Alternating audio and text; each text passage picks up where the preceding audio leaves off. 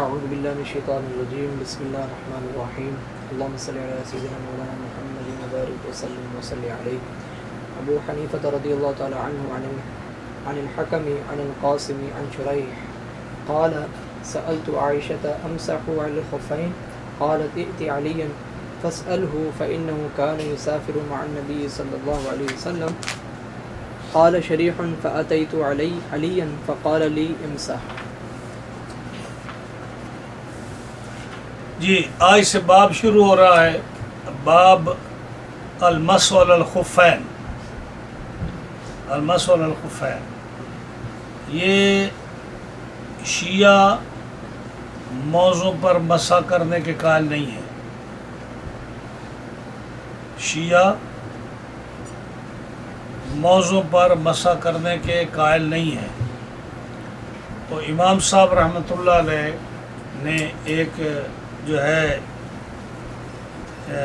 چند جملے نقل فرمائے، بیان فرمائے اور فرمایا کہ اہل سنت کی نشانی کیا ہے. اہل سنت کی نشانی ہے کہ تفضیل الشیخین، حب الختنین والمسح علی الخفین. نہیں، تفضیل الشیخین، شیخین یعنی سیدنا ابو بکر صدیق اور سیدنا عمر رضی اللہ تعالیٰ عنہما، ان کو تمام صحابہ پر فضیلت دینا، اور حب الختنین جو دو داماد ہیں رسول اللہ صلی اللہ علیہ وسلم کے، ان سے محبت کرنا، اور والمسح علی الخفین، اور خفین پر مسح کرنا، یہ اہل سنت کی نشانی ہے. سمجھ آئے نا؟ یہ یاد رکھ لیں. یہ بڑی امام صاحب کے بڑی کام کی بات ہے جو ہم نے چند جملوں میں فرما دی. تفضیل الشیخین، شیخین کو فضیلت دینا. اب یہ بات آ گئی ہے تو میں شیخین کی وضاحت کرتا چلا جاؤں کہ شیخین کا لفظ بہت جگہ پہ آتا ہے، لیکن جب شیخین کا لفظ صحابہ میں آئے تو اس سے مراد دو بڑے شیخ ہوں گے. کون ہیں؟ ابو بکر و عمر رضی اللہ عنہما. اور جب شیخین کا لفظ حدیث میں آئے تو اس سے مراد امام بخاری اور امام مسلم ہوں گے. مثلا حدیث کی بات چل رہی ہے نا، تو حدیث میں آ گیا کہ جی شیخین نے یہ فرمایا، تو اب اس سے ابو بکر و عمر مراد نہیں لیں گے. کیا مراد لیں گے؟ امام بخاری امام مسلم. امام بخاری اور مسلم. آپ حدیثیں پڑھیں نا کہ مثلا آپ حاکم پڑھیں، مستدرک یا دیگر کتابیں پڑھیں، تو اس میں آئے گا کہ یہ حدیث صحیح ہے شیخین کی شرط پر. تو شیخین سے مراد کیا ہوگا؟ امام بخاری اور امام مسلم. یا وہاں امام حضرت ابو بکر اور حضرت عمر مراد نہیں ہوگی. تو جہاں شیخین کا صحابہ کے ذکر میں آئے وہاں کون مراد ہے؟ ابو بکر و عمر رضی اللہ عنہما. اور اگر حدیث کا ذکر ہو رہا ہو، حدیث کی بات چل رہی ہو، اس میں شیخین کا ذکر ہے تو اس سے مراد کون ہوگا؟ امام بخاری امام مسلم. اگر فقہ کی بات چل رہی ہو، اس میں شیخین کا لفظ ہے کہ شیخین کا یہ مذہب ہے، اس سے مراد بڑے بزرگ دو ہیں، امام ابو حنیفہ اور امام ابو یوسف مراد ہوں گے، کیونکہ یہ دونوں بزرگ بڑے ہیں فقہ میں، اور باقی لوگ ان کی شاگرد ہیں. امام محمد ان کی شاگرد ہیں. صحیح ہے. اور شیخ جو ہے، شیخ کا مطلب جو ہے، جو لفظی معنی شیخ کا ہے، اس کا معنی ہے بزرگ یا بوڑھا. یعنی شیخ فارسی میں بزرگ کو کہتے ہیں، بوڑھے کو جو اس کی عمر زیادہ ہو، 70-80 سال کا ہو، اس کو شیخ کہتے ہیں. اور جو ہے لغت میں بھی اس کا معنی بزرگ اور بوڑھا ہے، لیکن اس کا اصطلاحی معنی یہ ہوتا ہے کہ شیخ ہو من لہ مہارت کاملۃ فی فن من الفنون. شیخ کا معنی ہوتا ہے کہ شیخ اس شخص کو کہتے ہیں من لہ مہارت کاملۃ فی فن من الفنون، جو کسی بھی فن میں جس کو مہارت حاصل ہو اس کو کیا کہتے ہیں؟ شیخ. اسی لیے جو ہے امام بخاری اور امام مسلم کو شیخ کیوں کہتے ہیں؟ کہ ان کو حدیث میں مہارت کامل تھی. امام ابو یوسف اور امام ابو حنیفہ کو شیخ کیوں کہتے ہیں کہ فقہی مسائل میں ان کو باقی لوگوں سے زیادہ مہارت حاصل تھی. اور اسی طرح جو ہے اس کو جو ہے جبائی معتزلی جو ہے جس نے شرح میں تعمیل لکھی ہے، شعر جبائی اس کو شرح میں عامل جلیے معتزلی جو ہے جبائی میں خیر اس کا نام اس کا شیخ ابو بکر جبائی ہے. اس نے جو اس کو شیخ کیوں، حالانکہ وہ معتزلی ہے لیکن چونکہ وہ نحو میں شیخ ہے اس لیے اس کو شیخ بولتے ہیں. یا صرف میں جو سیبوے ہیں یا اخفش ہیں، یہ لوگ صرف اور نحو میں یہ لوگ جو تھے کامل تھے تو ان کو شیخ بولتے ہیں. تو جو کسی فن میں ماہر ہو، دوسرا فن اس کو آتا ہو یا نہ آتا ہو، جس فن میں وہ ماہر ہو اس فن کا وہ کون ہے؟ شیخ. صحیح ہے. تو جو ہے یہاں امام صاحب رحمۃ اللہ علیہ نے جو فرمایا کہ چونکہ آپ فقہ میں آپ شیخ ہیں اور آپ کی بات جو ہے بڑی معتبر ہوتی ہے، تو آپ نے فرمایا کہ تفضیل الشیخین، یعنی صحابہ جو ہیں دو صحابہ ان کو سارے صحابہ پر فضیلت دینا. اب بات ہی ختم ہوگی کہ جو آدمی کہے جی فلاں صحابی افضل ہے، فلاں صحابی افضل ہے. امام اعظم ابو حنیفہ سے بڑھ کر تو کوئی محقق نہیں ہو سکتا نا. امام صاحب نے کیا فرما دیا کہ اہل سنت وہ ہے جو شیخین کو فضیلت دے باقی صحابہ پر.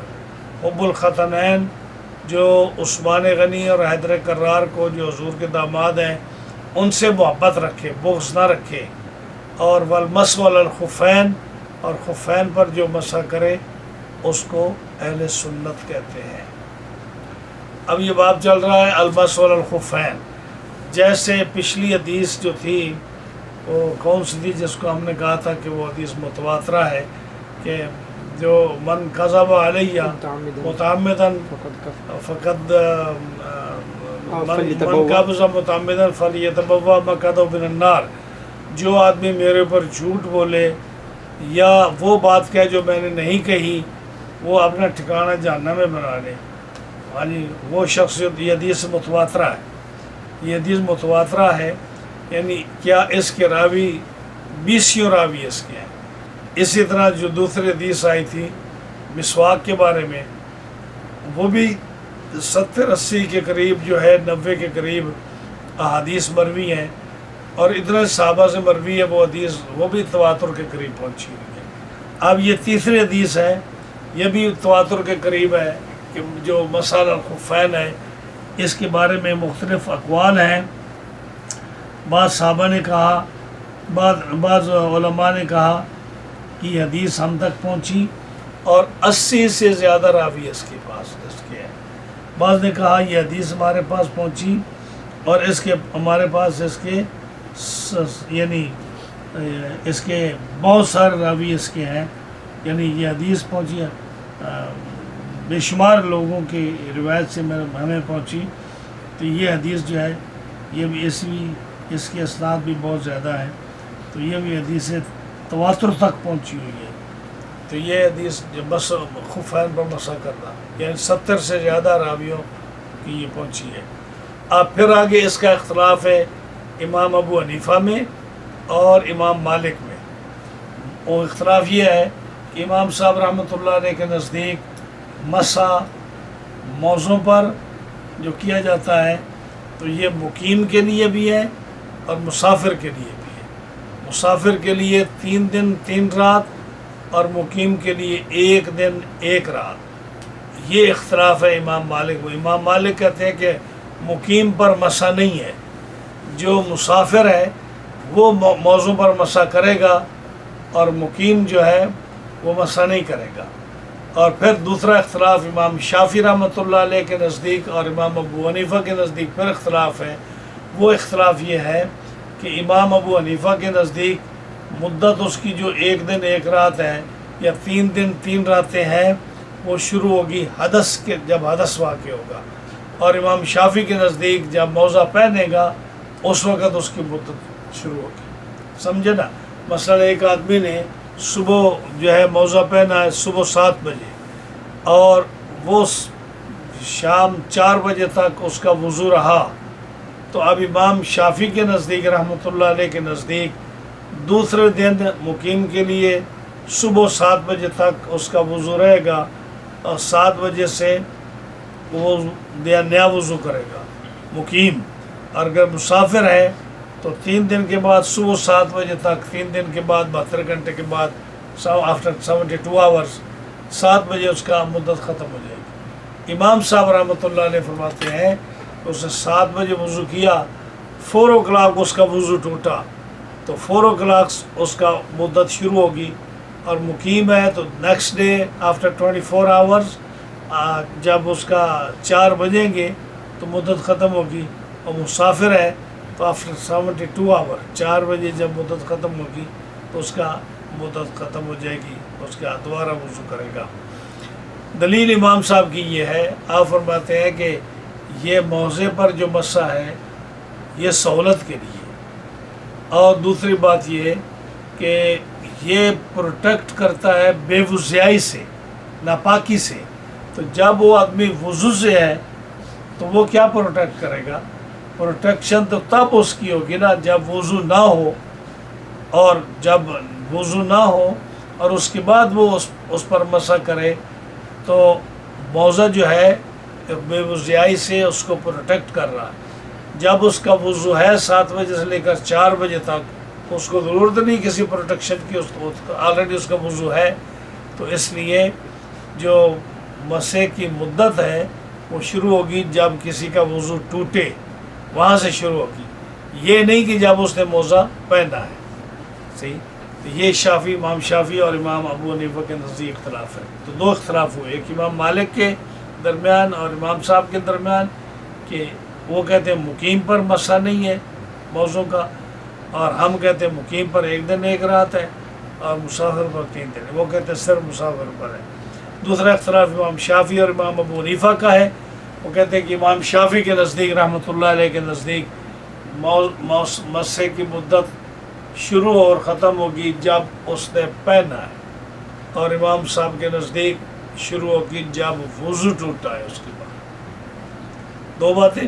ایک اور بات ہے کہ جو موزہ کس نے پہنا ہے، پاؤں دھونے کے بعد اس پر اگر اس نے موزہ پہنا ہے تو پھر وہ موزہ شمار ہوگا.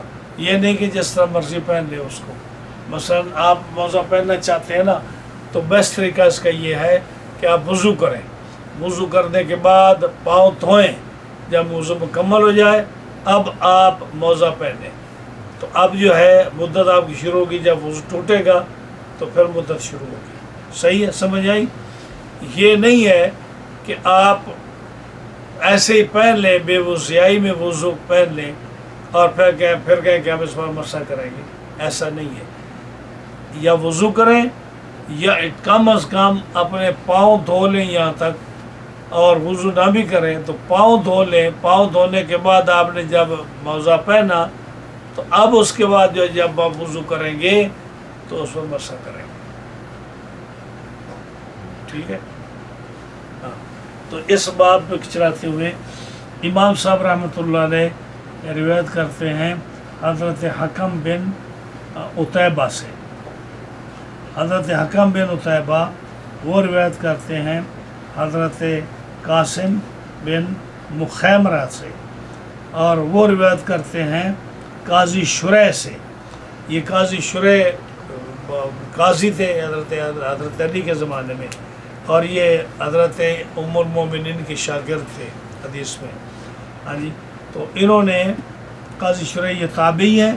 انہوں نے یہ کہتے ہیں کہ میں نے سوال کیا ام المومنین سیدہ عائشہ صدیقہ رضی اللہ تعالی عنہا سے، ہاں جی، کہ اور کہا امسح علی الخفین، ہاں جی، امسح علی الخفین، کیا میں مسح کر سکتا ہوں خفین پر، ہاں جی، یا اول مسح علیہما ثابت النبی صلی اللہ علیہ وسلم، یا مسح ثابت ہے خفین پر رسول اللہ صلی اللہ علیہ وسلم سے، تو مائی صاحبہ نے چونکہ وہ کر رہتی تھیں اور ان کو کبھی اتفاق نہیں ہوا حضور صلی اللہ علیہ وسلم سے اس مسئلے کے پوچھنے کا یا دیکھنے کا، تو انہوں نے کہا ائت علیًا، حضرت علی رضی اللہ تعالیٰ عنہ کے پاس جو ہے جاؤ اور ان سے پوچھو، کیوں کہ انہ کان یسافر مع النبی صلی اللہ علیہ وسلم، وہ نبی اکرم صلی اللہ علیہ وسلم کے ساتھ سفر میں رہا کرتے تھے،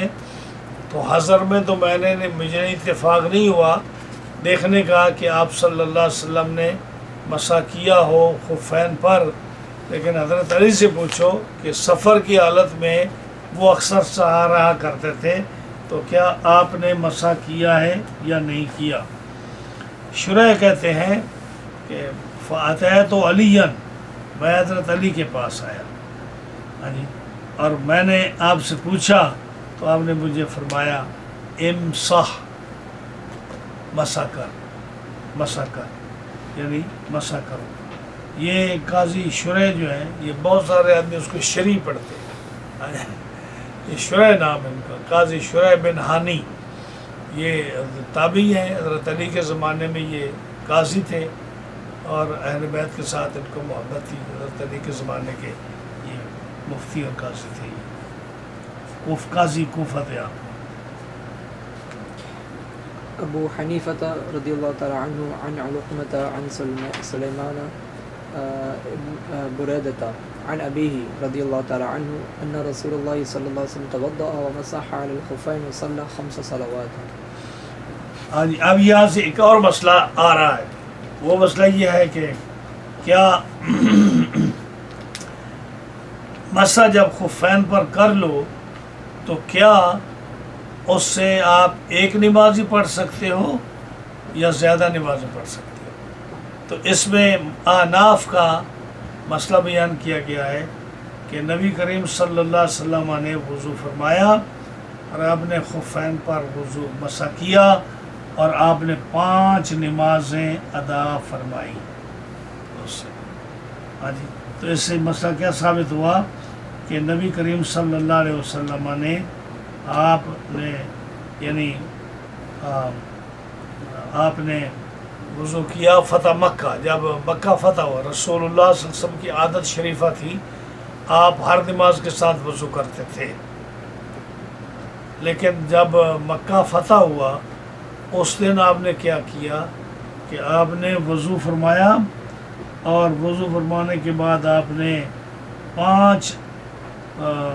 5 نمازیں ایک ہی وضو سے نبی کریم علیہ السلام نے پڑھی، اور ان نمازوں میں، ان وضو میں آپ نے موزے پہنے ہوئے تھے، تو آپ نے خفین پر مسح کیا۔ تو دوسری بات یہ کہ رسول اللہ صلی اللہ علیہ وسلم سے یہ ثابت ہے کہ آپ نے مسح کیا خفین پر اور ایک ہی وضو اور مسح سے آپ نے 5 نمازیں پڑھی۔ تو دوسرا مسئلہ یہ ثابت ہوا کہ آپ ملٹیپل نمازیں جو ہیں ایک ہی وضو سے، ایک ہی خف پر مسح کرنے سے آپ پڑھ سکتے ہیں۔ جی، ابو حنیفۃ رضی اللہ تعالی عنہ عن علقمۃ عن ابن بریدۃ عن ابیہ رضی اللہ تعالی عنہ ان نبی صلی اللہ علیہ وسلم یوم فتح مکہ صلی 5 صلوات بوضوء واحد ومسح على خفيه فقال له عمر رضی اللہ تعالی عنہ ما رأیناک صنعت هذا قبل اليوم فقال النبی صلی اللہ علیہ وسلم عمدا صنعته یا عمر۔ اب یہ جو ہے حضرت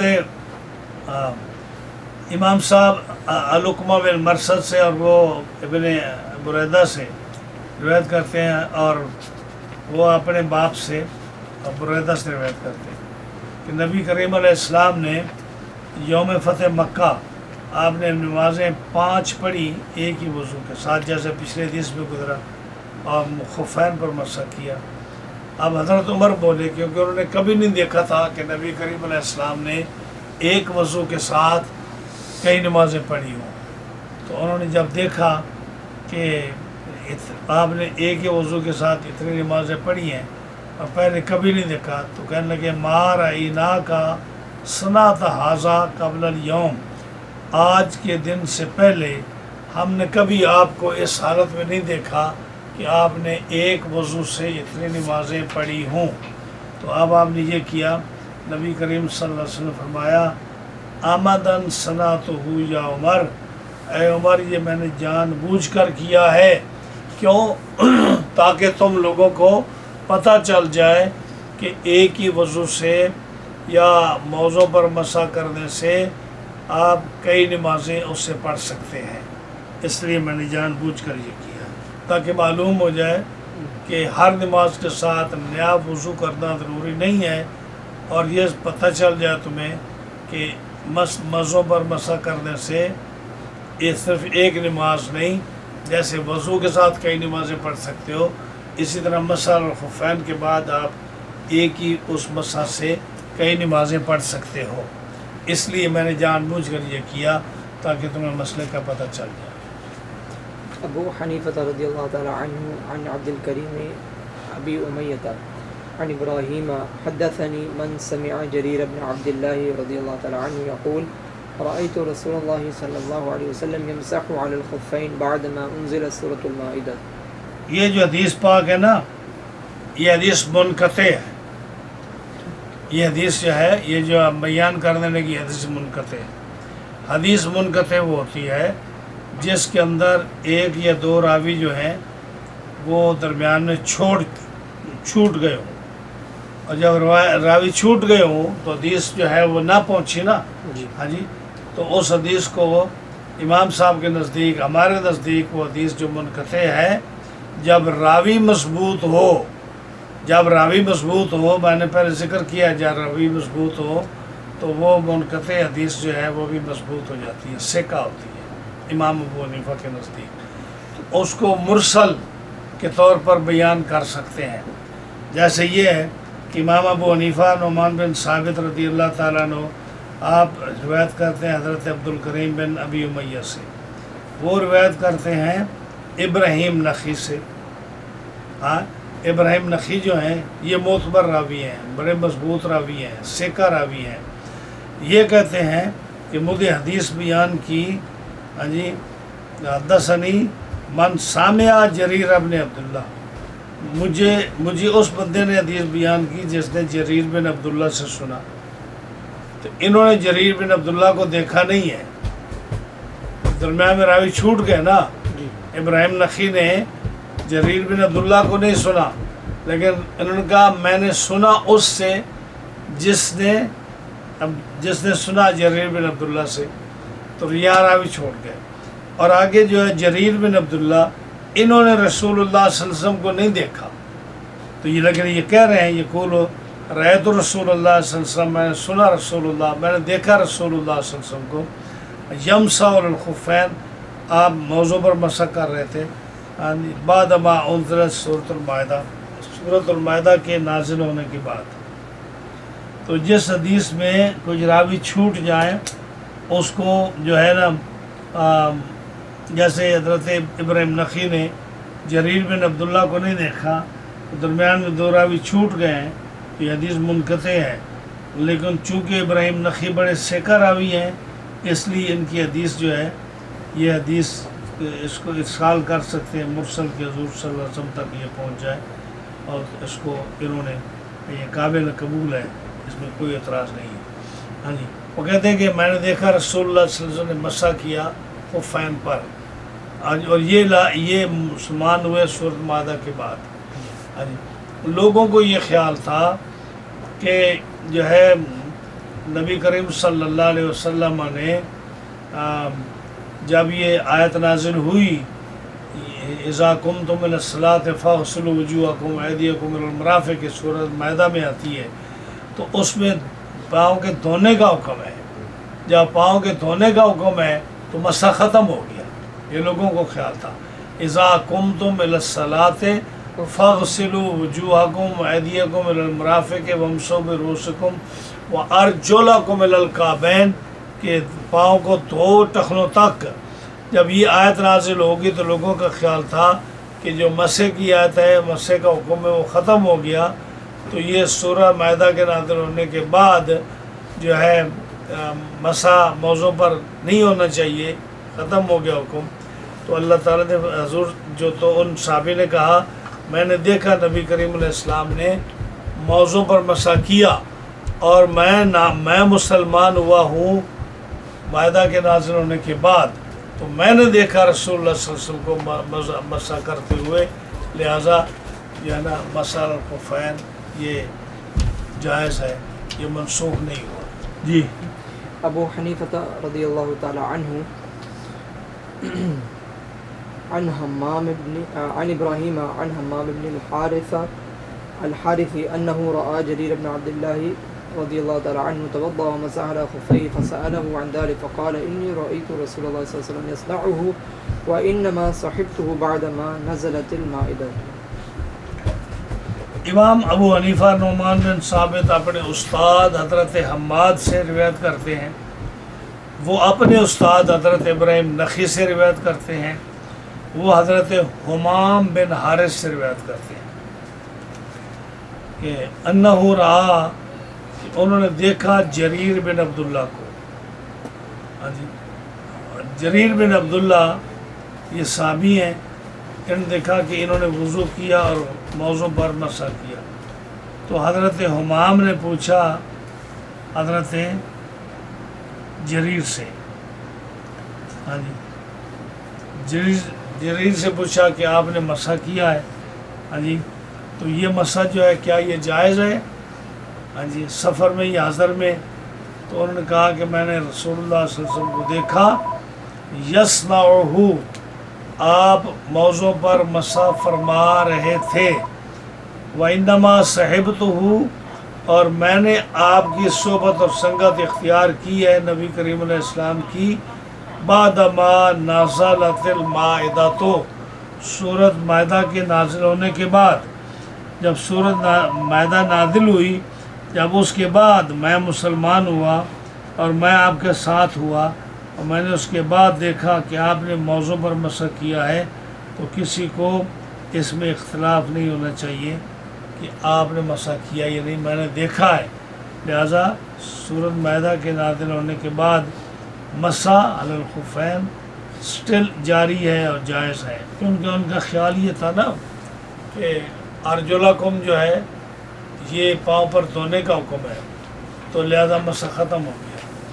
تو آپ نے فرمایا کہ نہیں، میں سورۃ مائدہ کے نازل ہونے کے بعد، یہ سورۃ مائدہ کی آیت ہے نا جی، تو میں اس کے بعد جو ہے مسلمان ہوا، لہٰذا پاؤں پر مسح کرنا، موضوع پر مسح کرنا یہ جائز ہے. مسح الخفین. ابو حنیفہ رضی اللہ تعالی عنہ عن حماد عن الشعبی عن ابراہیم بن ابی موسى الاشعری عن المغیرة بن شعبة رضی اللہ تعالی عنہ انه خرج مع رسول اللہ صلی اللہ علیہ وسلم في سفر فانطلق رسول اللہ صلی اللہ علیہ وسلم فقضى حاجته ثم رجع وعليه جبة رومية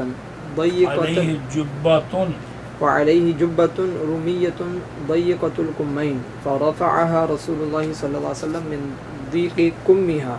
قال المغيرة رضي الله تعالى عنه فجعلت أصب عليه من الماء من إداوة معي فتوضأ وضوءه للصلاة ومسح على خفيه ولم ينزعهما ثم تقدم وصلى.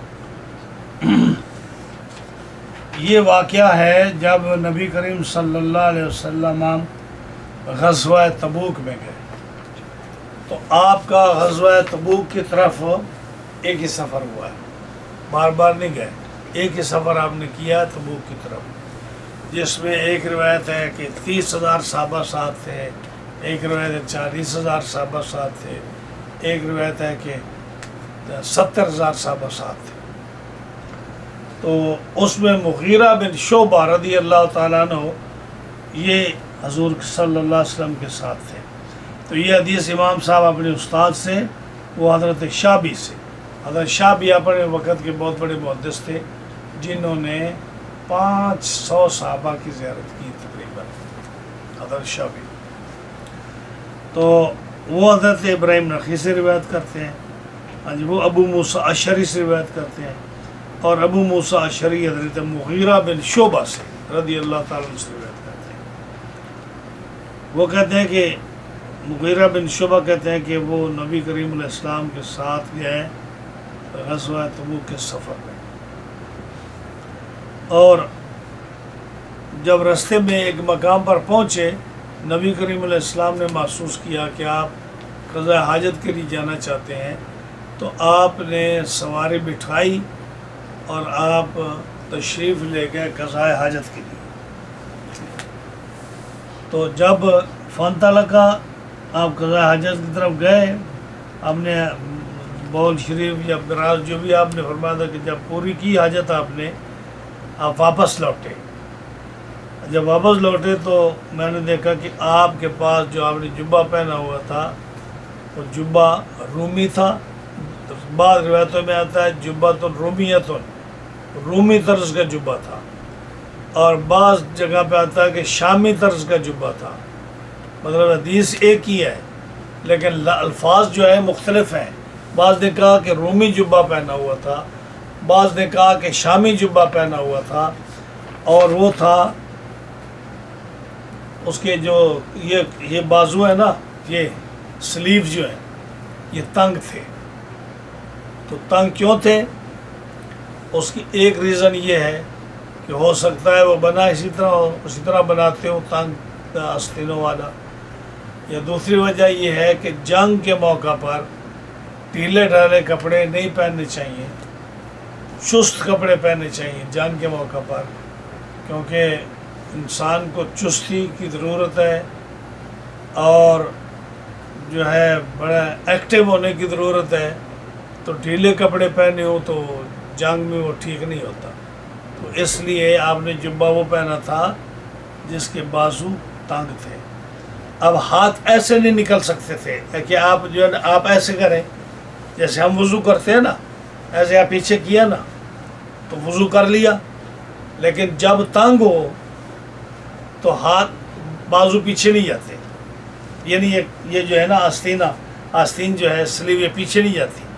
اب اس کا کیا طریقہ ہے کہ آپ نے پہنا تو تھا نا، یہ تو نہیں کہ آپ نے جو ہے جو سلائی لگائی ہے وہ پہننے کے بعد لگائی ہے، تو ظاہر ہے کہ جو سلیو تنگ تھے تو آپ نے پہنا ہے، تو ایسے صحابی کہتے ہیں کہ آپ نے ایسے ہاتھ پیچھے نکال دیا، ایسے نکال دیا، دیکھ رہے نا آپ، ایسے پیچھے نکال دیا۔ تو جب آپ نے رومی یا شامی جبہ پہنا ہوا تھا جس کے سلیو تنگ تھے، فرافہ آپ رسول اللہ صلی اللہ علیہ وسلم نے اس کو بلند کیا، من دی کے کمہا، اس کی جو ہے نا سلیو تنگ سلیو سے ہم نے اس کو اوپر کر دیا، ایسے اوپر کر دیا اور نکال لیا ہاتھ پیچھے۔ حضرت مغیرہ فرماتے ہیں کہ میں تھا اصب علیہ من الماء من اداوۃ، اداوہ کہتے ہیں اس لوٹے کو، برتن کو، اس برتن سے میں آپ پر پانی ڈال رہا تھا جو میرے ساتھ تھا۔ فتوضا وضوءہ، آپ نے وضو کیا جیسے وضو کیا جاتا ہے ہاں جی نماز کے لیے، یعنی جو جیسے نماز کے لیے وضو مکمل کرتے ہیں آپ نے مکمل وضو کیا نماز کا۔ ومسح علی خفیہ، اور آپ نے موزے پہنے ہوئے تھے جس لیے آپ نے حدیث چلائی، یہ مین ریزن ہے حدیث کا۔ ومسح علی خفیہ، آپ نے موزوں پر مسح کیا۔ ولم ینزعہما، اور آپ نے ان کو اتارا نہیں کہ اتار کر آپ پاؤں دھوئیں، آپ نے نہیں اتارا اور آپ نے ان پر وضو کیا۔ ثم تقدم، پھر آپ آگے بڑھے، وصلی، اور آپ نے نماز پڑھی۔ ہاں جی، تو مسح جو ہے نا آپ نے کیا، اس کے مسح کا طریقہ کیا ہے کہ یہ جو اگلا حصہ ہے پاؤں کا، اس پر ان 3 انگلیوں سے پہلے آپ مسح کے لیے آپ کو پتہ نا کہ پانی کے ساتھ مس کرنا ضروری ہے۔ آپ نے ہاتھ جو ہے اس کو پانی کے ساتھ تر کرو، تر کرنے کے بعد یہ 3 انگلیاں جو ہیں، یہ 3 انگلیاں اس سے آپ پاؤں کے اگلے حصے پر اوپر سے اس کو مسح کرو ایسے کر کے، اور کتنا لمبا، جتنی آپ کی انگلیاں جو ہے لمبی ہیں اتنا آپ نے لمبا مسح کرتا ہے، اور ان 3 انگلیوں کے ساتھ 3 انگلیوں کی لمبائی جو اگلا حصہ پاؤں کا ہے ٹاپ پر آپ نے مسح کرنا، ایسے ایسے پانی تر کر کے ایسے کر کے آپ نے اس کو ایسے کھینچ دینا۔ جتنی انگلیاں لمبی ہیں اتنا لمبا مسح 3 انگلیوں کے ساتھ آپ نے کرنا ہے۔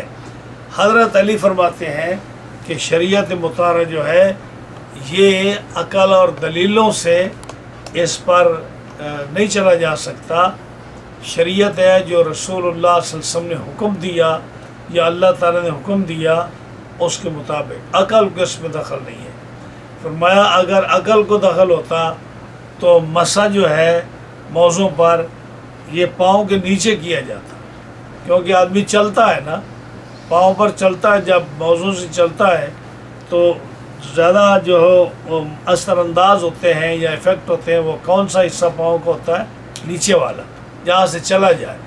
پھٹتا یہاں سے ہے، پرانا یہاں سے ہوتا ہے، تھکاوٹ یہاں سے ہوتی ہے، میلے موضع تب ہوتے ہیں، ان کو زیادہ جو ہے ان پر جو ہے چلنے کا اثر پاؤں کے نیچے سے ہوتا ہے۔ تو عقل تو یہ چاہتی ہے کہ مسح کہاں ہو؟ نیچے، پاؤں کے نیچے، کیونکہ زیادہ اثر انہیں پر ہوتا ہے، چلتے ہی یہیں سے آتا ہے۔ لیکن شریعت مطہرہ جو ہے اس کو عقل میں کوئی دخل نہیں، اس کو نبی کریم علیہ السلام نے کیا حکم فرمایا، جو حکمت اللہ اور اللہ کا رسول جانتا ہے وہ ہم نہیں جانتے، جو اس کا حکم ہے تو ان کا حکم کیا ہے کہ مسح یہاں کرو۔ حالانکہ جو پاؤں کا اوپر والا حصہ ہے اس میں تو کوئی پاؤں کو تکلیف ہی نہیں ہے، نہ مٹی پڑتی ہے، نہ اس کو موزہ پھٹتا ہے وہاں سے، نہ اس کو کسی قسم کا اس کو مشقت میں دخل ہے، لیکن حکم ہے کہ مسح وہاں کرو۔ تو پاؤں کے اگلے حصے پر مسح کیا، ہاں جی، اور آپ نے موزوں کو اتارا نہیں، ثم تقدم وصلی، پھر آپ آگے بڑھے اور نماز پڑھائی۔ اور اگلی حدیث میں آئے گا یا بعض حدیثوں میں یہ آئے گا کہ نبی کریم علیہ السلام جب گئے نا قضاء حاجت کے لیے اور آپ نے موضوع پر مسح کیا، آپ آئے تو غالباً نماز تھی فجر کی نماز تھی۔ اب ٹائم تھوڑا تھا تو حضرت عبد الرحمن بن عوف کو صحابہ نے آگے کیا اور ان کو کہ تم نماز پڑھاؤ، ٹائم تھوڑا ہے۔ تو انہوں نے 1 رکعت پڑھا دی اور رسول اللہ صلی اللہ علیہ وسلم دوسری رکعت میں شامل ہوئے اور آپ نے پھر 1 رکعت مکمل فرمائی۔ صحابہ ڈر گئے کہ ہم نے جلدی کی ہے کہ عبد الرحمن بن عوف کو کھڑا کر دیا، لیکن آپ نے کوئی فیل نہیں کیا۔ تو ان حدیثوں سے کچھ مسائل ثابت ہوئے۔ ایک مسئلہ تو یہ ثابت ہوا کہ جو ہے نا نبی کریم صلی اللہ علیہ وسلم نے موضوع پر مسح کیا، یعنی ایک تو یہ ثابت ہوا کہ موضوع پر مسح کیا آپ نے، اور دوسرا مسئلہ یہ ثابت ہوا کہ جب حضرت مغیرہ نے کہا نا کہ حضور موضع اتار دو، اگلی حدیث بعض حدیثوں میں یہ بھی آئے گا کہ انہوں نے کہا موضع اتار دو، تو آپ نے فرمایا مغیرہ مجھے موضع اتارنے کی ضرورت نہیں ہے، اس لیے کہ میں نے پاک پاؤں پر موزے پہنے تھے۔ غور کیا نا میری بات؟ یہ اس حدیث میں نہیں ہے، لیکن آگے جو حدیثیں آئیں گی اور یا بعض کتابوں میں وہاں یہ ہے کہ مغیرہ نے کہا حضور موزے اتار دیجئے، آپ نے فرمایا مجھے موزے اتارنے کی ضرورت نہیں، میں نے جب پہنے تھے میں نے پاک پاؤں پر یعنی پاؤں دھو کر اس پر موزے پہنے تھے۔ تو جو میں نے ارلیئر میں نے کہا کہ بھئی موزے پہننے کے لیے کیا مناسب ہے کہ وضو کر کے پہنے یا پاؤں دھو کر پہنے، تو آپ صلی اللہ علیہ وسلم نے فرمایا میں نے پاؤں دھوئے تھے پھر میں نے موزے پہنے۔ تو ایک مسئلہ یہ ثابت ہوا کہ موزوں کو پہنتے وقت پاؤں صاف پاک ہونے چاہیے، وضو کر لے یا اگر وضو نہ کرے تو ایٹ لیسٹ پاؤں دھو کر موزے پہنے، ایک بات۔ دوسرا موزوں پر مسح کرے اوپر والے حصے پر، 2 مسئلے ثابت ہوئے۔ تیسرا یہ ثابت ہوا کہ اگر وقت تنگ ہو اور افضل امام جو ہے وہ موجود نہ ہو، ٹائم جا رہا ہو، تو مفضول جو ہے یعنی جو اس سے کم درجے کا کوئی آدمی ہے، اگر اس کو آپ کھڑا کر کے نماز پڑھا لیں تو اس میں کوئی حرج نہیں، افضل شخص کا انتظار کرتے کرتے نماز کو قضا نہ کریں۔ لیکن صحابہ نے حضور کا انتظار نہ کیا اور حضرت عبد الرحمن بن عوف کو نماز کے لیے کھڑا کر دیا۔ چوتھا مسئلہ یہ ثابت ہوا کہ مفضول کے پیچھے افضل کی نماز ہو جاتی ہے، یعنی اگر ایک عالم ہے، نیک ہے، متقی ہے، پرہیزگار ہے، اگر وہ کسی عام آدمی کے پیچھے نماز پڑھ لے تو اس کی نماز ہو جاتی ہے۔ یعنی جیسے عبد الرحمن بن عوف صحابی رسول ہے، لیکن جتنا مرضی نیک ہوں نبی کریم علیہ السلام کے برابر تو نہیں ہے نا، ہاں جی، تو آپ نے افضل نے مفضول کے پیچھے نماز پڑھی اور نماز ہو جائے گی۔ ہاں جی، پانچواں مسئلہ یہ ثابت ہوا کہ جو نبی کریم علیہ السلام کی حدیث ہے کہ صلو خلف کل برن و فاجرین، یہ بڑا مسئلہ جو ہے نا قابل غور ہے جو میں بیان کر رہا ہوں۔ آپ صلی اللہ علیہ وسلم نے فرمایا کہ نماز پڑھو ہر فاجر اور نیک کے پیچھے، یعنی اگر نیک امام ہو اس کے پیچھے بھی نماز پڑھ لو، اگر گناہ گار امام ہو تو اس کے پیچھے بھی نماز پڑھ لو۔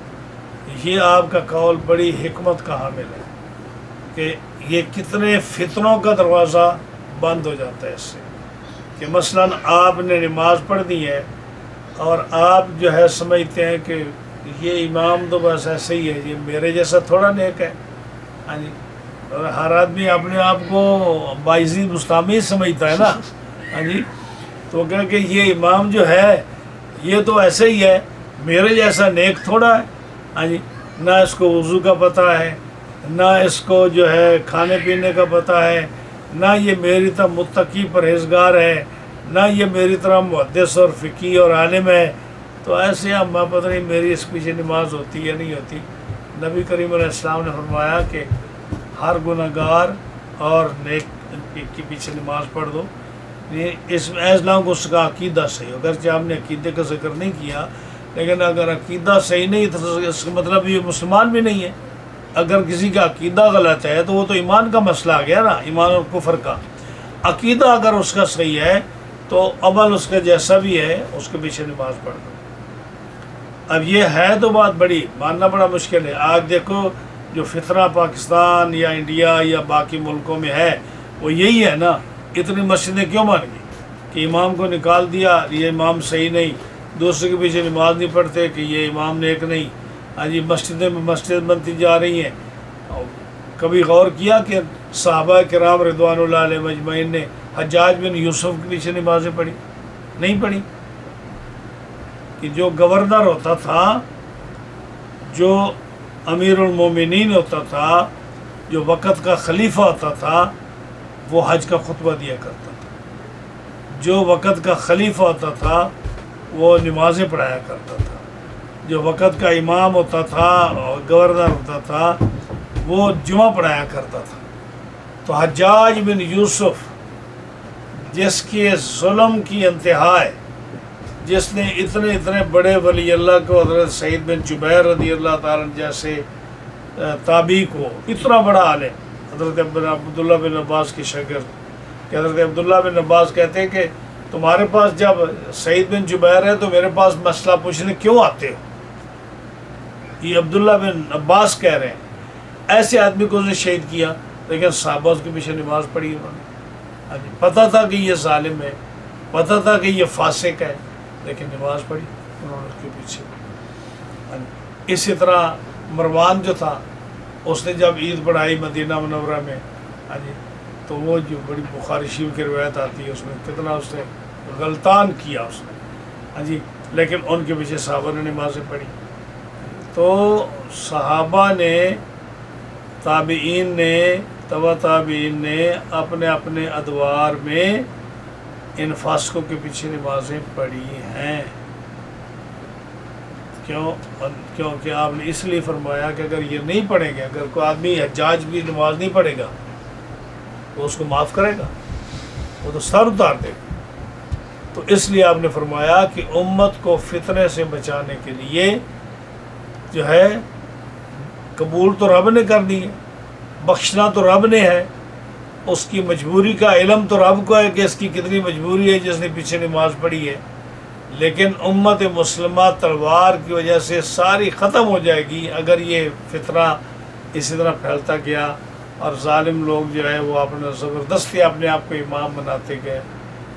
تو اس نے فرمایا کہ ہر فاجر، یہ امام صاحب کا عقیدہ ہے، آپ نے جو فرمایا نا یہ نظریہ آپ کا ہے، یہ آپ کا قول اس پر ہے، شرع عقائد میں بھی ہے کہ صلو خلف کل بر و فاجر، ہر فاجر اور نیک پیچھے نماز پڑھ دو ایز لانگ اس کا عقیدہ صحیح ہے، عمل کو نہ دیکھو. اس لیے اب یہ مسئلہ واضح ہے کہ مثلا آپ ایسے علاقے میں ہیں جہاں جمعہ ایک ہی ہوتا ہے اور امام کوئی نہیں، ایک ہی امام ہے، ایک ہی جمعہ ہوتا ہے، اور وہ امام جو ہے اس کے اندر کچھ شرائط نہیں پائی جاتی، یعنی کہ اس کا عقیدہ ٹھیک نہیں. عقیدے کی بات نو کمپرومائز، عقیدے میں کوئی کمپرومائز نہیں ہے. اور اگر اس کے علاوہ اعمال میں اس کی کمی ہے، داڑھی اس کی چھوٹی ہے یا داڑھی مونڈی ہوئی ہے، میں ایک مثال دیتا ہوں، اب وہ نماز پڑھاتا ہے اور کوئی امام ہے نہیں، اور آپ جو ہے داڑھی والے کے بغیر کے پیچھے جمعہ پڑھنا نہیں چاہتے، تو کیا حکم ہے کہ اگر اور کوئی جمعہ نہ ہوتا ہو، صرف وہ ایک ہی جمعہ ہوتا ہو اور وہ اس کا عقیدہ صحیح ہے، صرف اعمال کی وجہ سے اس کو پرابلم ہے آپ کو کہ اس کی داڑھی نہیں ہے، یہ چھوٹی ہے، یا اس کو کوئی اور چھوٹی موٹی بات ہے، تو کیا حکم ہے؟ اس کے پیچھے نماز پڑھ دو جمعے کی. کہ جب جمعہ ہوتا ہی نہیں تو کیا کریں گے؟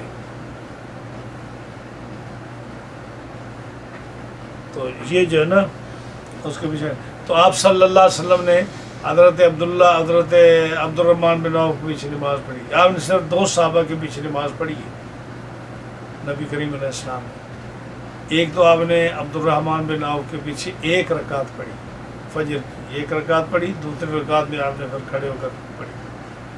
اور دوسری جو آپ نے نمازیں پڑھی ہیں، آپ نے حضرت ابو بکر صدیق کے پیچھے نماز پڑھی، اور کسی صحابی کے پیچھے آپ نے نمازیں نہیں پڑھی، صرف 2 کے پیچھے پڑھی. تو اس حدیث سے کئی ایک مسئلے اس طرح کے ثابت ہوتے ہیں. ہاں جی. اور دوسرا یہ کہ اگر جو ہے ہاں ایک مسئلہ یہ بھی ثابت ہوا کہ بعض لوگ جو کہتے ہیں کہ جی کسی دوسرے سے مدد لینا وضو کے لیے، اس سے وضو مکروہ ہو جاتا ہے نا.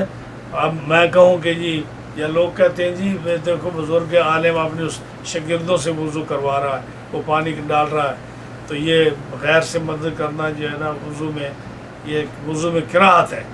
دیکھو رسول اللہ صلی اللہ علیہ وسلم نے، حضرت مغیرہ کہتے ہیں کہ میرے پاس جو لوٹا تھا میں اس سے آپ کے اعضاء پر پانی ڈال رہا تھا اور آپ اس سے وضو کر رہے تھے. تو کیا مطلب کہ انہوں نے رسول اللہ صلی اللہ علیہ وسلم کو وضو کرایا. تو کوئی آدمی کسی کو وضو کرائے تو اس سے وضو مکروہ نہیں ہوتا اور کراہت نہیں ہے، یہ جائز ہے. بہرحال اس حدیث پر غور کرنے سے کئی ایک مسائل اس سے نکل سکتے ہیں. ابو حنیفہ رضی اللہ تعالی عنہ عن حماد عن الشعبی عن المغیرة بن شعبہ رضی اللہ تعالی عنہ قال وضعت رسول اللہ صلی اللہ علیہ وسلم علیہ جبة رومیة ضيقة الكمين فأخرج يديه من تحتها ومسح على خفيه وفي رواية أن رسول الله صلى الله عليه وسلم مسح على الخفين وعليه جبة شامية ضيقة الكمين فأخرج يديه من أسفل الجبة. یہ حدیث اب تھوڑی اور وضاحت اس میں آ گئی کہ امام صاحب حضرت حماد سے، وہ حضرت شعبی سے، وہ مغیرہ بن شعبہ سے رضی اللہ تعالیٰ عنہ کہتے کالا وضعتو میں نے وضو کرایا رسول اللہ صلی اللہ علیہ وسلم کو، اور آپ پر جبہ رومی تھا، ہاں جی، اور جس کے جو سلیو تھے وہ تنگ تھے. تو آپ نے اپنے ہاتھ نکالے نیچے سے، جیسے میں نے پہلے آپ کو بتایا نیچے سے، دیکھا نا ایسے کھینچا نا ایسے، تو جب کھینچا تو نیچے سے ہاتھ نکلا ایسے، اب بازو باہر نکل گیا. تو جیسے آپ نے پہنا تھا تو پہنتے بھی اسی طرح نا، نیچے سے ہاتھ ڈالا پہن لیا تو پیچھے سے کھینچ لیا. آپ نیچے سے ہاتھ نکالے اور پھر آپ نے وضو کرنے کے بعد مسح علی خفیہ، ہم نے موضوع پر مسح کیا. اور ایک روایت یہ تھی کہ رسول اللہ صلی اللہ علیہ وسلم نے موضوع پر مسح کیا اور آپ پر جبہ شامی تھا، پہلے رومی تھا، یہ شامی تھا، ہاں جی، جس کے بازو تنگ تھے. تو آپ نے ہاتھ نیچے سے نکالا جبہ اور پھر اس پر وضو کر کے تو آپ نے وضو مکمل فرمایا.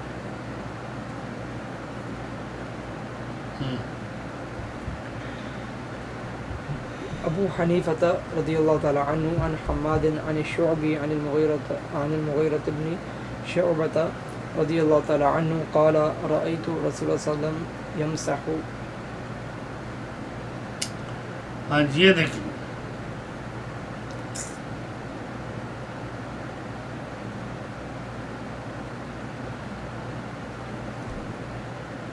یہ حدیث کتنی مختصر ہے. اس کے اندر بھی جو ہے نا، یہ حدیث بھی منقطع ہے. اس کے اندر بھی راوی جو ہیں وہ چھوڑے گئے ہیں درمیان سے. امام صاحب حضرت حماد سے روایت کرتے ہیں، ہاں جی، وہ شعبی سے روایت کرتے ہیں، اور وہ کہتے ہیں ہم مغیرہ بن شعبہ سے روایت کرتے ہیں کہ میں نے دیکھا رسول اللہ صلی اللہ علیہ وسلم کو یمسح کہ آپ مسح فرما رہے ہیں. اب اس حدیث پاک میں ابراہیم بن موسیٰ اشعری جو ہیں وہ چھوٹے ہوئے، یا عروہ چھوٹے ہوئے، یا حمزہ چھوٹے ہوئے. ہاں جی، یہ مغیرہ بن شعبہ کے بیٹے ہیں حمزہ اور عروہ. تو فرمایا کہ دو آدمی جو ہے نا اس سے چھوٹے ہوئے ہیں. تو حدیث منقطع ہو گئی نا. جس حدیث میں دو آدمی درمیان میں چھوڑ دی جائے وہ حدیث منقطع ہوتی ہے.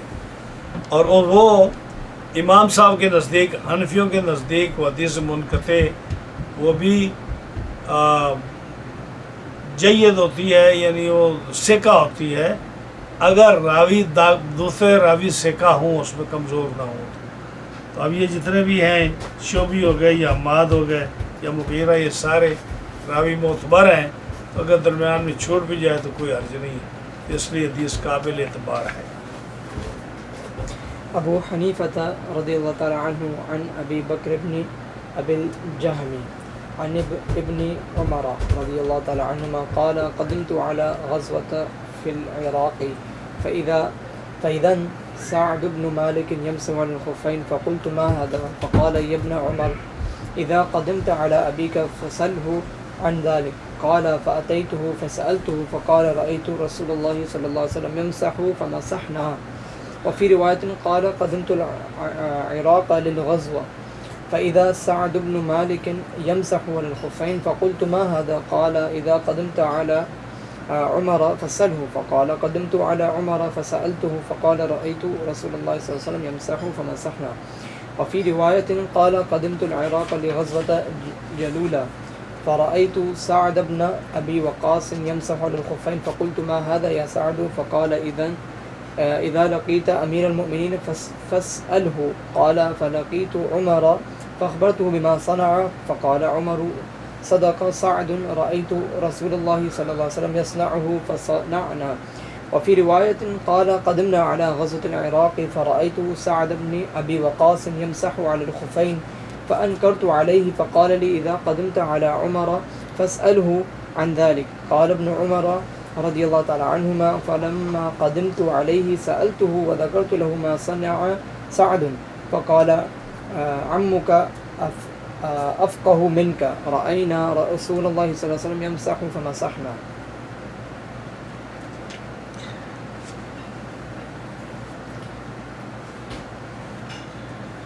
یہ حدیث پاک جو ہے نا، یہ بھی مسح علی الخفین پر یہ حدیث ہے.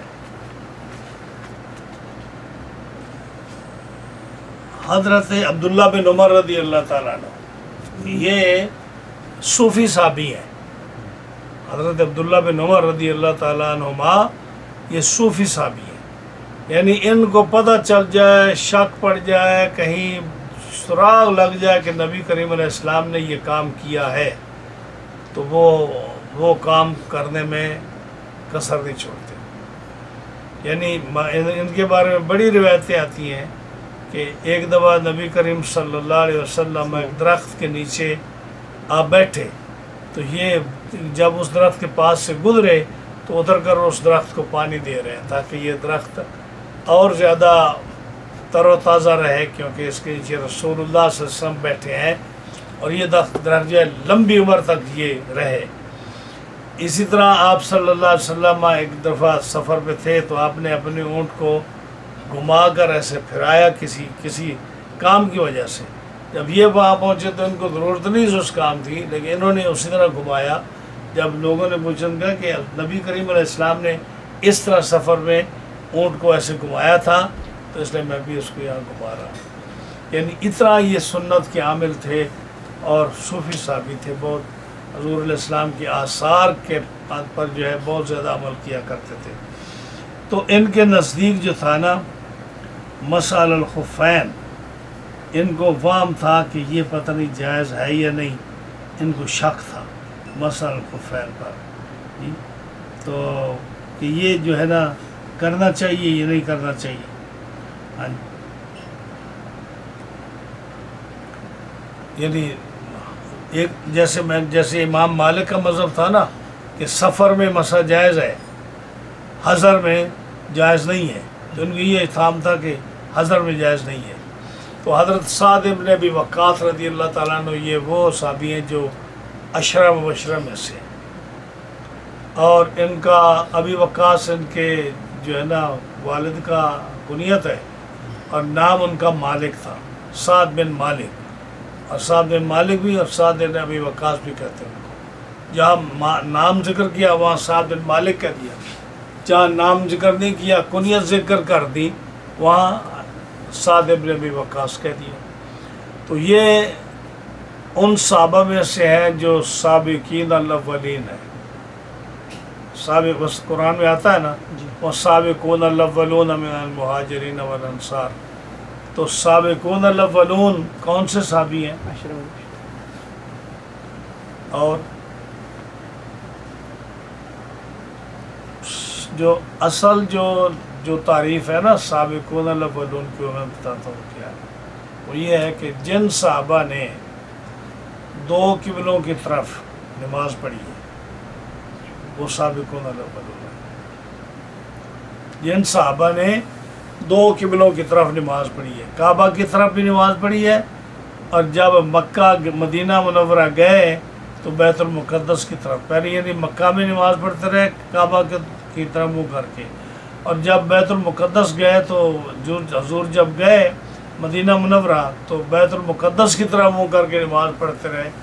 تو جن صحابہ نے دو قبلوں کی طرف نماز پڑھی ہے وہ کون ہے؟ وہ سابقون الاولون ہے۔ عباس نے کہا جنہوں نے بیعت الرضوان میں بیعت کی ہے وہ سابقون الاولون ہے۔ تو بہرحال سعد ابن ابی وقاص وہ ہیں جو سابقون الاولون ہے، دو قبلوں کی طرف بھی منہ کر کے نماز پڑھی، بیعت الرضوان میں بیعت بھی کی، اور جو ہے یہ سب سے پہلے اسلام لانے والوں میں بھی یہ ہے۔ مثال کے طور پر جو حضرت عثمان غنی ہیں ان کا نمبر 4 ہے اسلام لانے والوں میں، حضرت عثمان غنی کا نمبر 4 نمبر ہے اسلام لانے والوں، اور حضرت ابو ذر غفاری کا نمبر 5واں ہے اسلام لانے والوں میں، اور سعد بن وقاص بھی ان کا نمبر میرا خیال 6 ان کا نمبر ہوگا۔ یہ بھی ان دنوں میں سب سے پہلے مسلمان ہونے والوں میں یہ ہے۔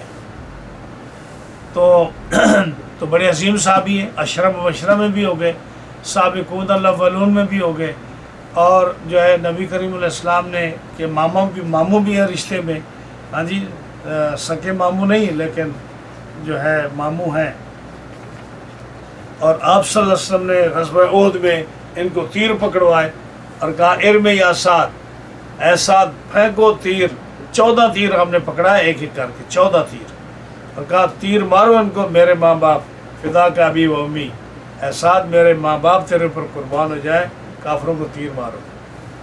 یہ بڑی شان کے مالک ہیں صحابی سعد ابن ابی وقاص، اور انہیں کے بارے میں آتا ہے کہ یہ جب ان کو بیمار ہوئے، ہارٹ کی بیماری ہوئی، تو نبی کریم علیہ السلام نے ان کو علاج بتایا جس سے ان کا بیماری ٹھیک ہو گئی، اور یہی وہ صحابی ہیں جنہوں نے ساری اپنی جائیداد جو ہے بیٹی کو دینے کے لیے جب یہ کہا تو آپ نے میراث کا مسئلہ جو ہے واضح فرمایا، اور ان کو کہا کہ کیسے کرو تو ان کے بہت سارے فضائل ہیں حضرت سعد ابن ابی وقاص کے.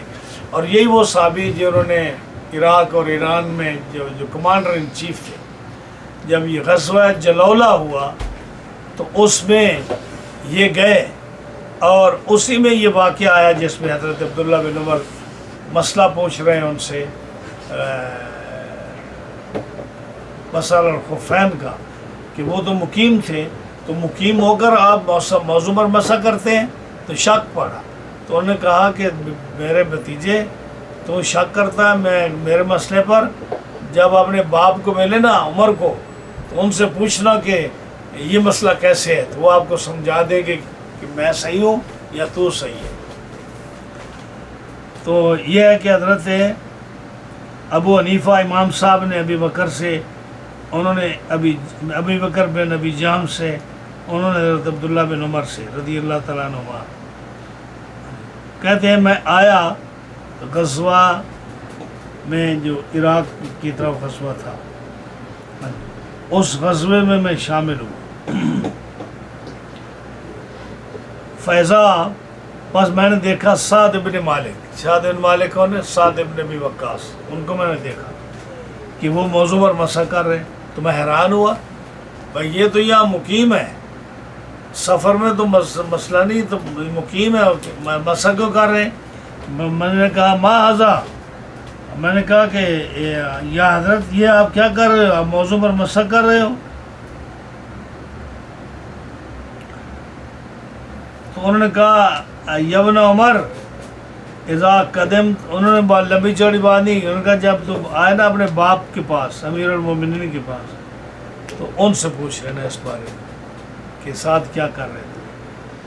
قالا، کہتے ہیں جب میں آیا واپس تو میں نے ان سے پوچھا، وہاں جھگڑا نہیں کیا، مطلب جب انہوں نے کہا نا تو میں نے نہیں کہا کہ بھئی تم میرے ساتھ کیوں نہیں بات کرتے، تم باپ کی طرف کیوں بھیجتے ہو، میں بھی جانتا ہوں، میں بھی صحابی ہوں، نہیں، چپ کر کے.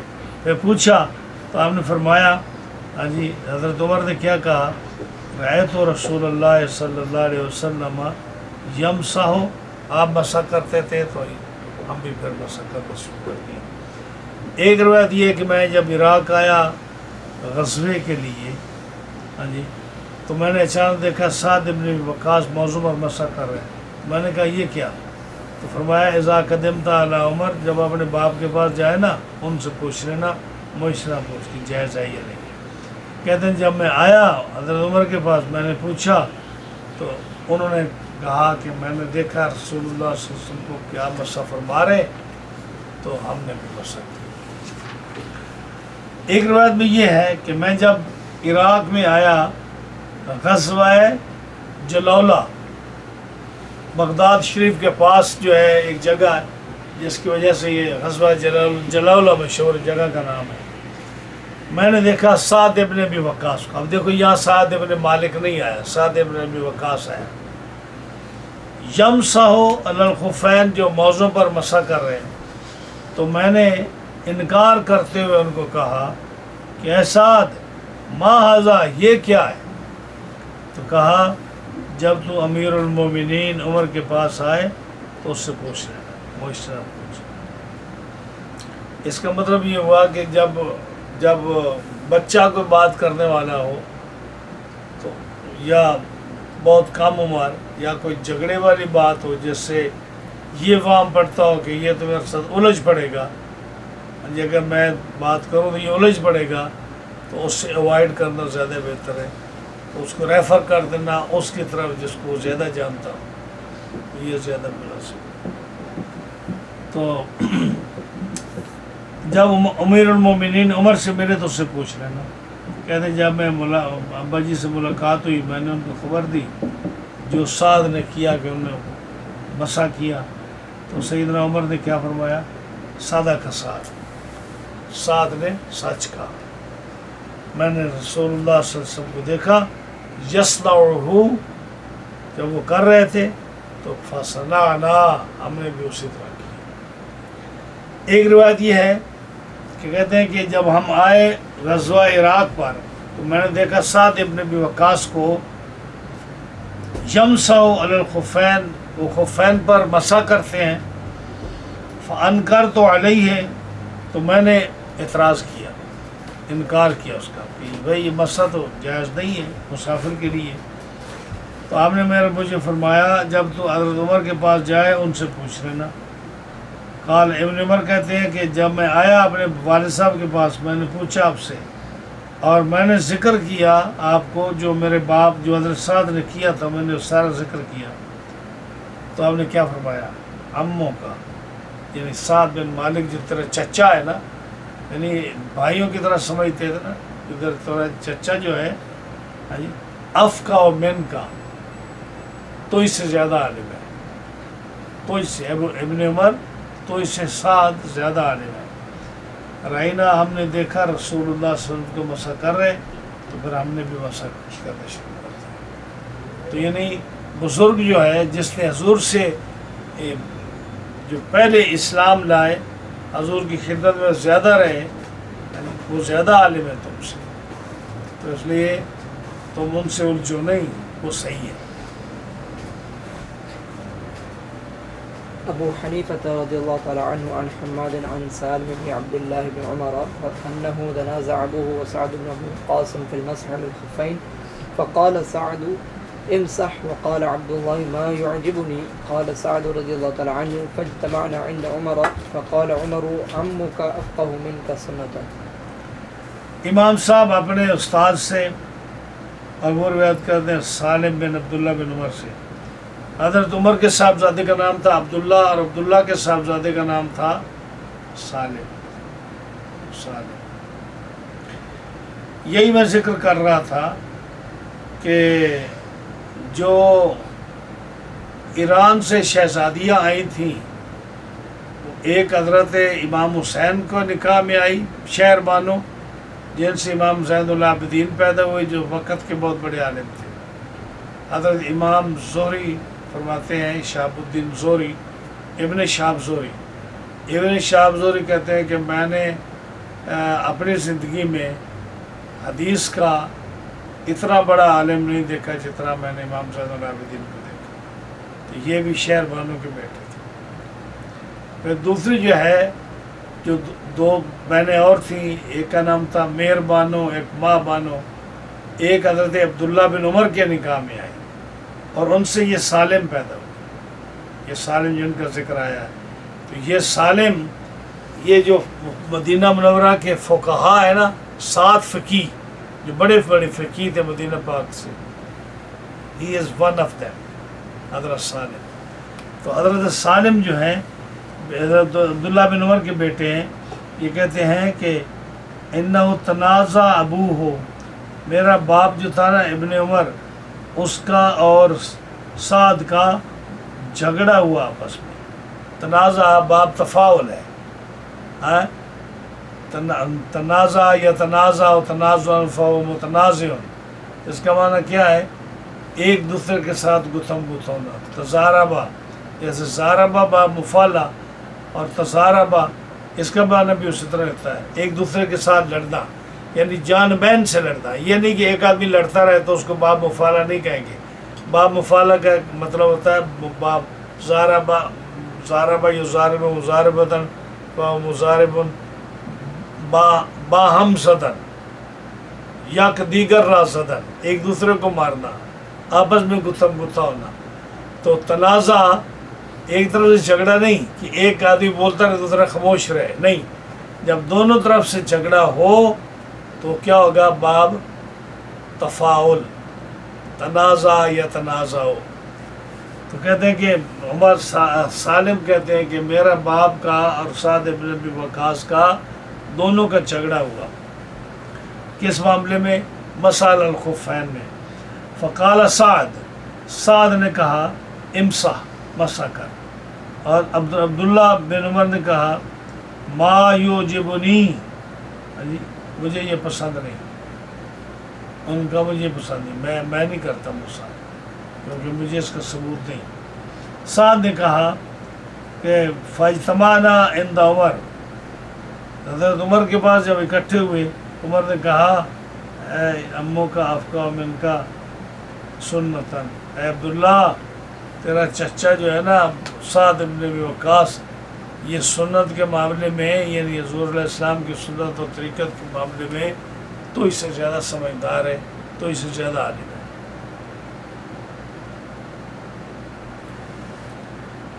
جی ابو حنیفة رضی اللہ تعالی عنہ عن عبد اللہ بن دینار عن ابن عمر رضی اللہ تعالی عنہما رأیت النبی صلی اللہ علیہ وسلم یمسح علی الخفین فی السفر ولم یوقته۔ حضرت امام صاحب حضرت عبداللہ بن دینار سے روایت کرتے ہیں، وہ عبداللہ بن عمر سے روایت کرتے ہیں کہ میں نے نبی کریم علیہ السلام کو دیکھا آپ سفر میں خفین پر کرتے تھے مسح، لیکن آپ اس کا وقت مقرر نہیں فرماتے۔ امام مالک کے نزدیک اس کا وقت کی کوئی نہیں ہے، لمٹ نہیں ہے۔ ایک اختلاف یہ بھی ہے حنفیوں کا اور مالکیوں کا۔ امام مالک کہتے ہیں کہ سفر میں جب تک آدمی سفر میں ہے، جب تک سفر میں ہے اس وقت تک وہ جب تک سفر میں ہے اس وقت تک ایک مسئلہ اختلاف جو ہے مالکیوں کا تو یہ تھا نا کہ جو ہے حضر میں مسا نہیں ہے، گھر میں مسا نہیں ہے، سفر میں مسا ہے، اور حنفیوں کے نزدیک سفر میں بھی مسا ہے، گھر میں بھی مسا ہے۔ ہاں جی، لیکن یہ کہ سفر میں 3 دن رات اور گھر میں 1 دن رات۔ مالکی کہتے ہیں کہ گھر میں ہے ہی نہیں، سفر میں پھر 3 دن کی لمٹ بھی نہیں ہے، جتنا مرضی لمبا چلتے جاؤ سفر میں، وہ جب موزے پہنے ہوئے ہیں تو موزوں پر مسا کرو۔ انہوں نے مقرر نہیں کیا، تو 7 دن تک جو ہے اس کا ذکر ہے کہ جو ہے نا سفر کرتا رہے آدمی تو مسا نہ کرے، ولم یوقت ہو، اس کے وقت مقرر نہیں فرمایا۔ جی ابو حنیفة رضی اللہ تعالی عنہ عن حماد عن ابراہیم من نخعی عن ابی عبد اللہ الجدلی عن خزیمة بن ثابت رضی اللہ تعالی عنہ عن النبی صلی اللہ علیہ وسلم انه قال في المسح على الخفین للمقیم يوما وليلة وللمسافر 3 أيام ولياليها لا ينزع خفيه اذا لبسهما وهو متوضئ۔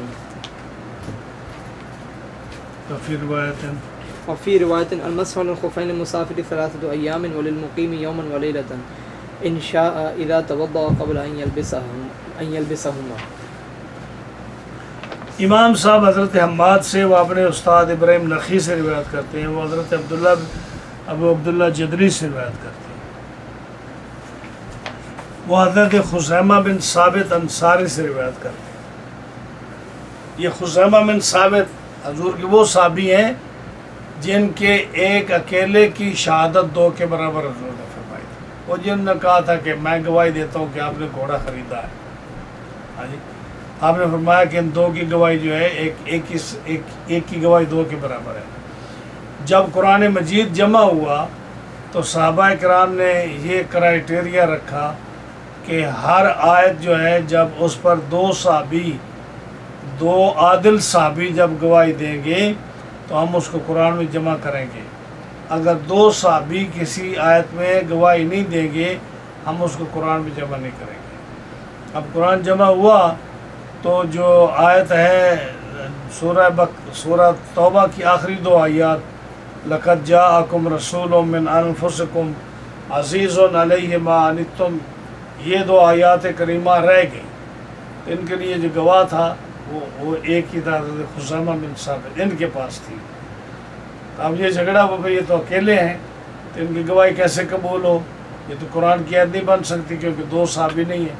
تو ان کس نے کہا کہ کیوں ان کی گواہی نہیں ہے؟ نبی کریم علیہ السلام نے ان کی گواہی کو 2 کے برابر دیا، تو وہ 2 آیات جو ہیں ان کی گواہی پر پھر قرآن مجید کی آیات بنائی گئی۔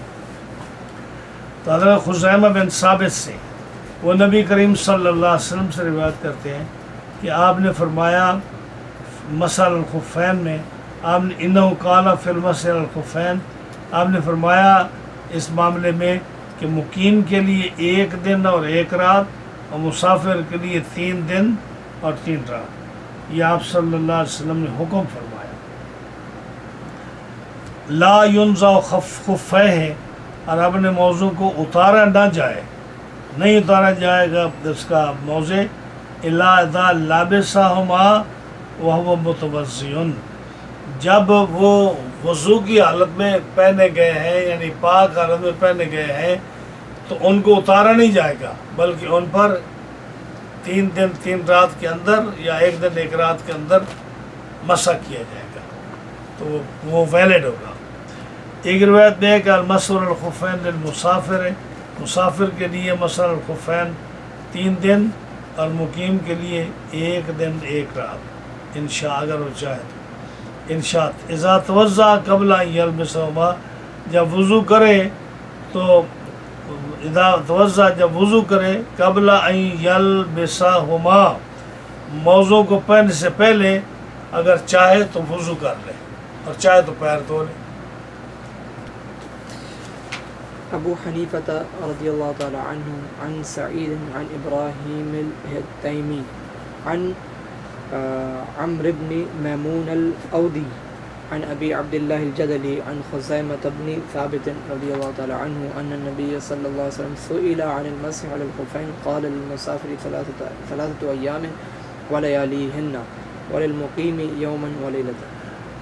یہ بھی روایت حضرت امام صاحب حضرت سعید بن مسروق سے، وہ حضرت ابراہیم تیمی سے، وہ حضرت عمر بن میمون اودی سے، اور ابی عبداللہ جدلی سے، وہ حضرت خزیمہ بن ثابت معروف بذی شہادتین، 2 گواہیوں والا جو ہے، ان سے روایت کرتے ہیں کہ نبی کریم علیہ السلام سے پوچھا گیا مسح الخفین کے بارے میں، تو آپ نے فرمایا کہ مسافر کے لیے 3 دن اور 3 راتیں حدث سے وقت سے، جب بے وضو شروع ہو، اور مقیم کے لیے 1 دن اور 1 رات سے.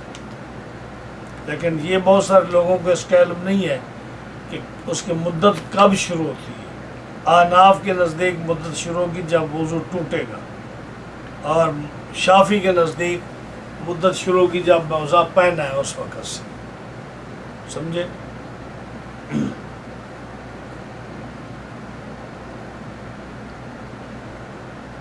جی. ابو حنیفة رضی اللہ تعالی عنہ عن الحکم عن قاسم بن محمد عن شریح بن ہانئ عن علی رضی اللہ تعالی عنہ عن النبی صلی اللہ علیہ وسلم یمسح المسافر على الخفین 3 ایام ولیالیہن والمقیم یوما ولیلۃ. یہ امام صاحب روایت کرتے ہیں حاکم بن عتبہ سے، حکم بن عتبہ سے، اور وہ روایت کرتے ہیں حضرت قاسم بن محمد بن ابی بکر سے. یہ قاسم بن محمد بن ابی بکر، یہ حضرت ابو بکر کے صاحبزادے ہیں محمد، اور ان کو پالا ہے حضرت علی نے، جیسے میں نے آپ کو ذکر کیا تھا اگلے دن، اور ان کے بیٹے قاسم جو بھی وقت کے بہت بڑے فاضل تھے. وہ روایت کرتے ہیں حضرت شریح بن ہانی سے جو قاضی کوفہ تھے، وہ روایت کرتے ہیں حضرت علی رضی اللہ تعالیٰ عنہ سے، اور وہ حضرت علی حضور صلی اللہ علیہ وسلم سے روایت کرتے ہیں کہ یمسح المسافر علی الخفین، مسافر جو ہے خفین پر مسح کرے 3 دن 3 راتیں اور مقیم کرے 1 دن 1 رات. ٹھیک ہے جی، بس کتاب الطہارت چل رہا ہے. آگے انشاءاللہ باب آئے گا غسل وغیرہ کا، غسل سے آئے گا.